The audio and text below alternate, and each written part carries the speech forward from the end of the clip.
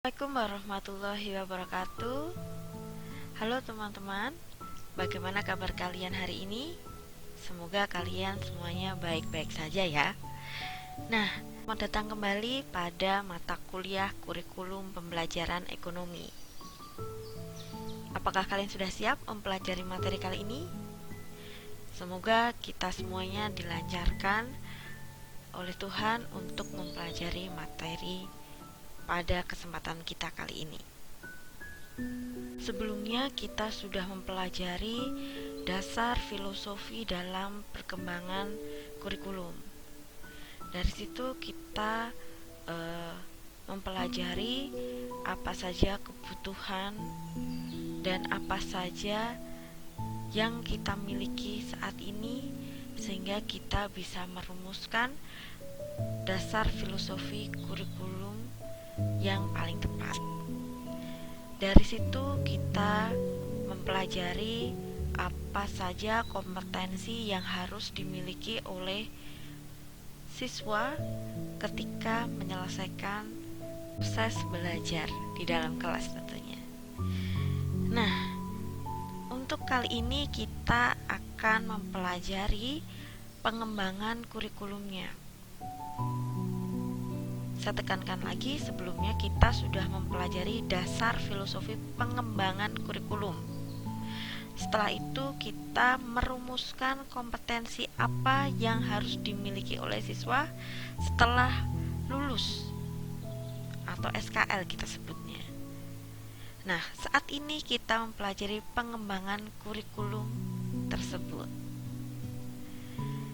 Nah, dari definisi kurikulum ada beberapa tokoh yang menyatakan apa sih sebenarnya kurikulum tersebut. Dari Taba, dia mengatakan bahwa kurikulum suatu rencana untuk pembelajaran.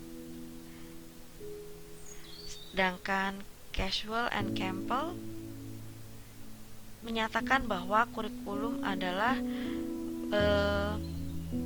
pengalaman belajar siswa. Sedangkan Beckham itu menyatakan bahwa kurikulum itu adalah dokumen yang tertulis. Dan Sailer menyatakan bahwa kurikulum itu cenderung apa hasil dari pembelajaran atau hasil belajar yang tertulis di situ. Sedangkan kalau Edward itu cenderung pencapaian apa yang harusnya dimiliki oleh siswa. Dan terakhir, J.F. Kerr itu menyatakan hampir sama dengan Taba, yaitu rencana. Nah, ini semuanya adalah definisi dari tokoh-tokoh fokus pada pengembangan kurikulum.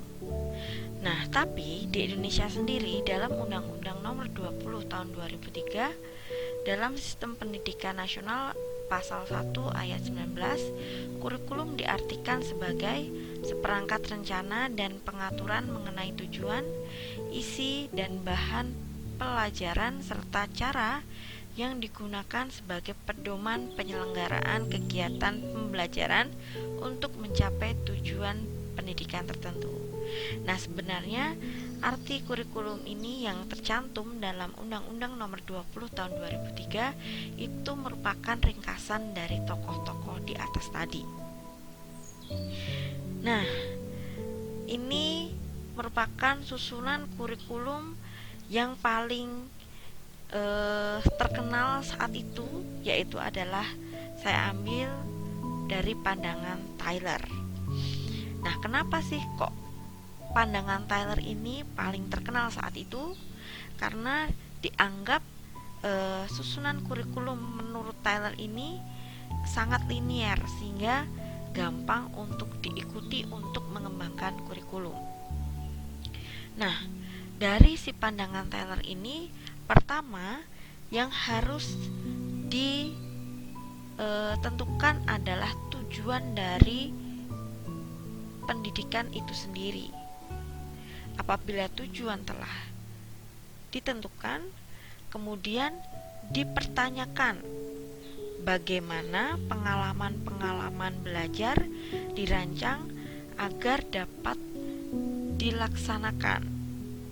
Tentu dalam melaksanakan pengalaman belajar perlu pula diketahui pengelolaan atau pengaturan kegiatan belajarnya agar dapat lebih efektif. Selanjutnya, kegiatan penilaian pun sangat dipentingkan dalam pemikiran Tyler tersebut. Penilaian dapat langsung memperbaiki dari tujuan pembelajaran atau secara bertahap menyempurnakan pelaksanaannya dulu. Lalu dari pelaksanaan ini menyempurnakan pengalaman belajar, dan dari situ dievaluasi lagi untuk menyempurnakan tujuan. Atau sebenarnya teman-teman semuanya, dari penilaian ini pun bisa langsung mengevaluasi tujuan tersebut sesuai nggak dengan tujuan yang dirumuskan, seperti itu. Dengan mudahnya asumsi ini, maka pada saat itu pandangan Tyler ini, karena Tyler ini sebenarnya berkembang pada tahun 1945-an dan masih dianggap benar atau masih diikuti itu sampai tahun 2000-an. Jadi pandangan Tyler ini digunakan dalam pengembangan kurikulumnya cukup lama, yaitu cukup sebenarnya evaluasi itu dilihat penilaiannya seperti apa, sesuai nggak dengan tujuannya, gampangannya seperti itu.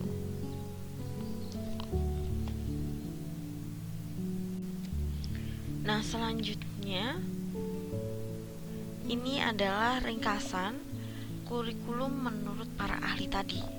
Saya lebih jabarkan lagi di sini. Yang pertama adalah pandangan Tyler, yaitu pada tahun 1945. Ada 4 hal pertanyaan yang digunakan sebagai parameter penentuan kurikulum dari Tyler, seperti yang sudah kita bahas tadi. Yang pertama adalah tujuan pendidikan apa yang harus diketahui, lalu pengalaman pendidikan apakah yang dapat disediakan untuk mencapai tujuan pendidikan, lalu bagaimana pelaksanaan pendidikan tersebut, dan bagaimana penilaian ketercapaian pendidikan.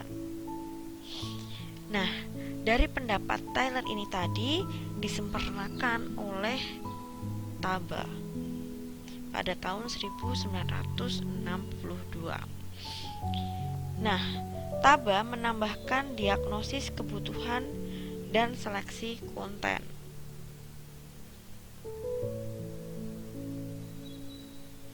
Menurut Taba, kurikulum pembelajaran dan pengembangan kepribadian tidak dapat diwujudkan secara linear seperti pencapaian tujuan yang ditentukan oleh yang berwenang. Selain itu, beberapa gagasan dari para ahli kurikulum yang lainnya yaitu Schubert. Sebelum sampai ke Schubert, di dalam Tyler dan Taba tadi, perbedaannya terletak pada pentingnya pemilihan dan pengorganisasian substansi yang akan mencerminkan investasi dalam pola kegiatan pembelajaran, selain membuat pernyataan tujuan dan program penilaian hasil belajar. Nah, selanjutnya Schubert pada tahun 86 pun menambahkan bahwa kurikulum sebagai karakteristik mata pelajaran, muatan hasil belajar, adanya unsur reproduksi kebudayaan dan pembangunan sosial, serta pentingnya kecakapan hidup.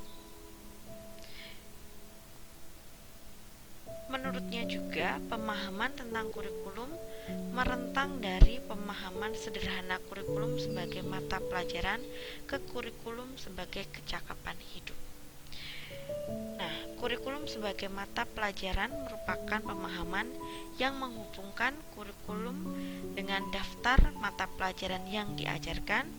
Kurikulum sebagai program kegiatan yang direncanakan, artinya perancangan ruang lingkup, urutan, keseimbangan mata pelajaran, teknik mengajar, cara-cara memotivasi siswa, dan hal-hal lain yang dapat direncanakan sebelumnya dalam pembelajaran.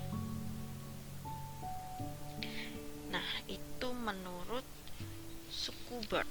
Selanjutnya menurut pandangannya Ornstein dan Hanskin pada tahun 88 setelah si Schubert tadi, Ornstein dan Hanskin menekankan pentingnya mencermati pendekatan kurikulum sebagai suatu sistem yang menyeluruh yang meliputi filosofi, teori, dan pelaksanaannya.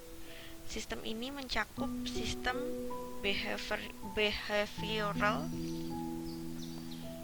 rasional, manajerial, intelektual, akademik, humanistik, estetik, dan rekonseptualisasi. Begitu teman-teman. Nah, pendekatan lain itu selain dari keempat tokoh di atas, yaitu pendekatannya si Leighton. Tahunnya hampir sama dengan si Ornstein tadi. Nah, si Leighton itu cenderung kurikulum dipengaruhi oleh sistem sosial politik, ekonomi, rasional, teknologi, moral, keagamaan, dan sistem keindahan. Nah, terakhir ini menurut si Kornbelt pada tahun 90-an menekankan pentingnya pendekatan kontekstual yang berpengaruh pada proses interaksi antar peserta didik, guru, pengetahuan, dan lingkungan. Nah, ini adalah pandangan ke-6 tokoh tadi. Tapi tetap yang paling lama digunakan itu adalah si Tyler. Lalu dari Tyler tersebut disempurnakan oleh Taba gitu. Nah, model pengembangan kurikulum dari si Tyler itu tadi seperti yang sudah ada di depan, itu fokus on just only tujuan, pengalaman belajar, pelaksanaan pembelajaran, dan penilaian. Kalau dari si model Taba tadi diawali dengan diagnosis kebutuhannya dulu. Setelah tahu kebutuhannya, dirumuskan tujuannya. Lalu dari tujuan tadi kita melakukan seleksi materi atau mata pelajaran apa saja yang akan digunakan untuk proses pembelajaran. Lalu dari situ kita lihat pengalaman belajar. Di sini ada typo, sebenarnya ada belajar apa saja yang harus dimiliki oleh siswa dan ditutup oleh penilaian. Dan yang sedang berkembang saat ini adalah model pengembangan kurikulum yang berbasiskan oleh hasil belajar atau outcome based education. Yang pertama itu yang dilihat malah hasil belajar apa yang harusnya dimiliki oleh siswa atau SKL-nya itu seperti apa. Lalu menentukan pengetahuannya seperti apa, kompetensinya seperti apa, dan kinerjanya seperti apa. Dan diakhiri dengan menentukan cara mendesain, menyampaikan, dan mendokumentasikan pembelajaran tersebut atau penilaiannya seperti apa. Nah, teman-teman, dari model pengembangan kurikulum sebenarnya masih ada beberapa, tapi di sini cuma saya singkat saja yang paling terkenal dan yang sedang bergejolak sekarang ini. Yang paling terkenal, saya ulangi lagi, adalah Tyler dan disempurnakan oleh Taba. Dari keduanya tadi itu, Tyler dan Taba, yang sedang happening sekarang adalah pendidikan atau kurikulum berbasiskan OBE. Nah, teman-teman, ini adalah setidaknya 3 kurikulum besar yang berkembang di Indonesia atau yang pernah ada di Indonesia. Yang pertama adalah KBK. Dari kurikulum KBK ini kita bisa tahu yang pertama ditentukan adalah tujuan. Baru kerangka dasar kurikulumnya, filosofi, yuridis, konseptual, lalu struktur kurikulumnya. Dari sini kita sudah tahu bahwa kerangka kerja penyusunan kurikulum KBK tahun 2004 ini berarti bukan atau belum menggunakan model pengembangan kurikulum yang paling happening tadi. Mungkin pada penyusunan KBK ini tadi yang digunakan masih miliknya si Tyler. Selanjutnya adalah setelah KBK ini muncullah kurikulum, yaitu kurikulum KTSP 2006. Di sini pun masih yang utama adalah tujuan pendidikan, yaitu apa. Maka dari sini pun kita sudah tahu nih, oh berarti ini masih menggunakan opininya si Tyler. Yang membedakan antara KBK dan KTSP itu pada apa yang disiapkan oleh satuan pendidikan. Kalau dari si KBK itu satuan pendidikan hanya menyiapkan dari RPS, buku teks siswa dan pembelajaran dan penilaian. Tapi KTSP ini dari silabi itu sudah ditentukan oleh satuan pendidikan. Nah, yang paling baru dan sedang berjalan di Indonesia adalah kurikulum yang ini. Nanti perbedaan kurikulum ini akan saya bahas dengan bab yang tersendiri ya teman-teman. Jadi di sini hanya sekilas info saja. Nah, dari ini teman-teman, dari kerangka kerja penyusunan kurikulum 2013, di sini pada awalnya sudah menganut dari model pengembangan si Taba sebenarnya. Di awal yaitu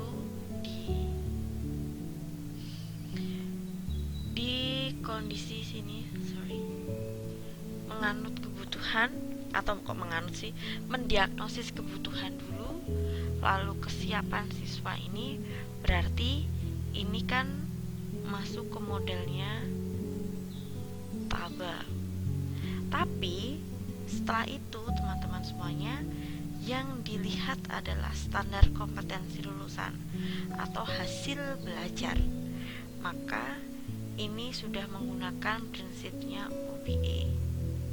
Jadi bisa kita simpulkan bahwa dua kurikulum di atas ini masih menggunakan punyanya Tyler, dan kurikulum 2013 ini menggunakan modelnya Taba plus menggunakan UBE. Jadi kalau misalnya ditanya kurikulum Indonesia ini sudah up to date atau belum ya Bu? Alhamdulillahnya sudah mengarah ke UBE. Tapi kalau ditanya lagi penerapannya seperti apa? Wallahu a'lam bishawab. Saya pun juga belum sampai ke kajian mengevaluasi penerapan kurikulum 2013. Mudah-mudahan kita bisa melakukan penelitian yang mengarah ke situ. Amin. Nah, selanjutnya teman-teman. Oke, selanjutnya ini adalah tema pengembangan kurikulum yang saya sesuaikan dengan Undang-Undang Nomor 20 Tahun 2003. Nah, dalam undang-undang tersebut, kurikulum yang dapat menghasilkan tujuannya adalah kurikulum yang dapat menghasilkan insan Indonesia yang produktif, kreatif, inovatif, dan afektif melalui penguatan sikap, keterampilan, dan pengetahuan yang terintegrasi tentunya. Dari situ bisa kita gambarkan seperti ini. Nah, teman-teman, ini adalah kompetensi yang harus ada dalam suatu proses pendidikan, yaitu ada kompetensi sikap, kompetensi pengetahuan, dan kompetensi keterampilan. Sikap itu tahu mengapa harus ada suatu pengetahuan tersebut, pengetahuan itu cenderung tahu apa, dan keterampilan itu adalah tahu bagaimana menggunakan pengetahuan tersebut. Nah, dari situ teman-teman, mereka itu saling terintegrasi. Maka dalam kurikulum terbaru atau kurikulum 2013, ketiga hal ini tadi itu selalu ada dalam setiap mata pelajaran. Karena pada kurikulum sebelumnya, kompetensi-kompetensi ini tidak bisa dijadikan satu atau diwajibkan tiga-tiganya hadir dalam setiap mata pelajaran. Misalnya saja, kompetensi sikap itu cenderung hanya relate pada mata pelajaran PPKN saja, misalnya seperti itu. Tapi pada kurikulum yang terbaru, yaitu kurikulum 2013, ketiganya ini sudah terintegrasi. Artinya setiap mata pelajaran harus mencantumkan dan harus memastikan ketiganya itu hadir. Nah, dari ini maka tujuan dari pendidikan yang ada di Indonesia adalah membentuk manusia yang produktif, kreatif, inovatif, dan efektif.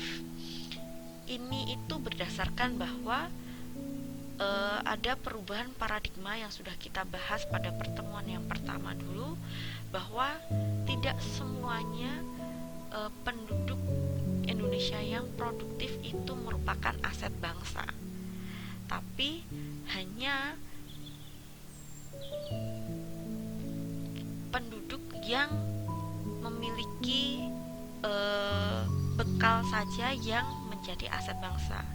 Bekal tersebut adalah produktif, kreatif, inovatif, dan efektif. Jadi, ketiga kompetensi tersebut harus mengarah kepada tujuan dari pendidikan yang ada di Indonesia tersebut. Nah, dari semuanya itu teman-teman, itu tercover dalam kurikulum yang ada di Indonesia. Kurikulum itu berisikan kompetensi lulusan, isi, structure, proses pembelajaran, proses penilaian, silabi, dan buku. Nah, semuanya ini masuk ke dalam kompetensi-kompetensi yang sudah dirumuskan. Selanjutnya teman-teman, untuk mendukung proses kreativitas tadi, itu proses pembelajaran sesuai dengan undang-undang juga, proses pembelajaran itu harus menggunakan pendekatan yang saintifik dan kontekstual, sehingga untuk membentuk kreativitas tersebut diperoleh melalui observasi, bertanya, menalar, mencoba, dan membentuk jejaring. Ini akan kita pelajari pada proses pembelajaran pada bab tersendiri juga. Dan proses penilaiannya pun harus penilaian yang otentik, tidak hanya penilaian pada hasil akhir yang biasanya cenderung pada pengetahuan saja, tapi proses penilaiannya pun harus otentik. Jadi di dalamnya itu ada penilaian berbasis portofolio, pertanyaan yang tidak memiliki jawaban tunggal atau misalnya uraian gitu, lalu memberi nilai kepada jawaban yang menyeleneh, terus menilai proses pengerjaan bukan hanya hasilnya, dan penilaian spontanitas atau ekspresif. Nah, teman-teman semuanya, arah pengembangan yang khususnya pada penguatan proses pembelajaran itu karakteristik penguatannya bisa kalian baca sendiri di sini. Seperti tadi, menggunakan pendekatan saintifik melalui mengamati, menanya, mencoba, menalar, lalu menggunakan ilmu pengetahuan sebagai penggerak pembelajaran untuk semua mata pelajaran, lalu menuntun siswa untuk mencari tahu, not only tahu saja, tapi juga bagaimana siswa ini tuh mengetahui suatu pengetahuan. Ini seperti filsafat pengembangan kurikulum yang sudah kita pelajari dulu ya. siswa itu harus aktif mencari bagaimana ilmu itu tuh ada, atau ilmu itu tuh kok bisa seperti itu tuh bagaimana. Lalu menekankan kemampuan berbahasa sebagai alat komunikasi, sehingga siswa itu harus aktif juga, pembawaan pengetahuan dan berpikir logis, sistematif dan kreatif. Dari unsur atau proses penilaian itu mengukur tingkat berpikir siswa mulai dari yang rendah sampai HUTS atau HOTS atau sampai tinggi, lalu menekankan pada pertanyaan yang membutuhkan pemikiran mendalam, bukan hanya sekedar hafalan.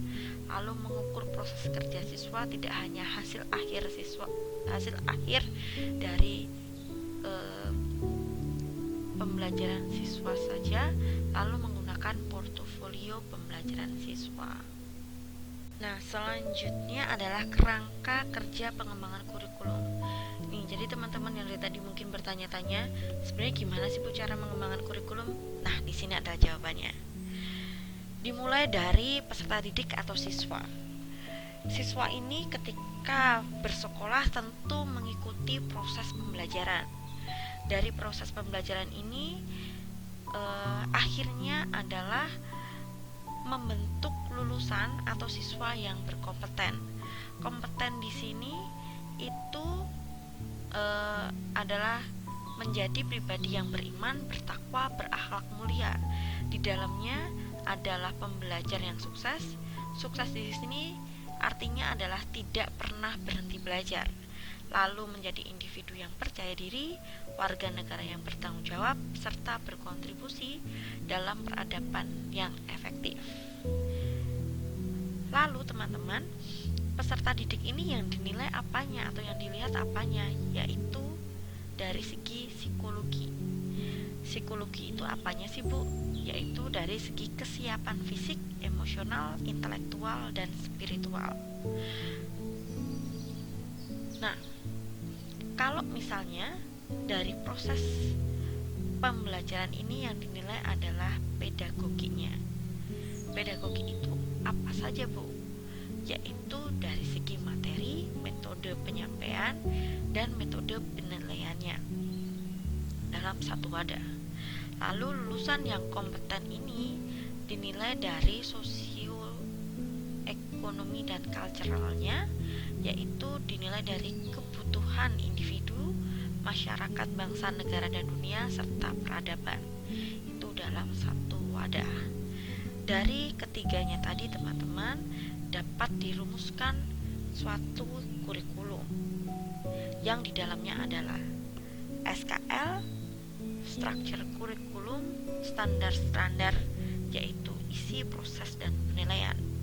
Dari itu teman-teman dapat dilihat atau disesuaikan buku pegangan atau buku babon, dan besok kita akan membuat buku pegangan tersebut insya Allah, dan akhirnya merumuskan kompetensi guru dan menyiapkan guru harus seperti apa. Lalu kita pun juga harus menyiapkan iklim akademik dan budaya sekolah, dan diwadahi melalui manajemen dan kepemimpinan yang ada dalam satuan pendidikan tersebut. Nah, sekian materi dari saya teman-teman. Silahkan kalian cermati lebih lanjut. Jika ada pertanyaan, silahkan teman-teman tanyakan, bisa melalui grup Telegram atau kalian tuliskan pada kolom komentar di bawah ini. Terima kasih teman-teman semuanya. Semoga apa yang sudah kita pelajari bisa kita ambil manfaatnya dan bisa kita gunakan ke depannya untuk mengembangkan kurikulum. Terima kasih. Wassalamualaikum warahmatullahi wabarakatuh.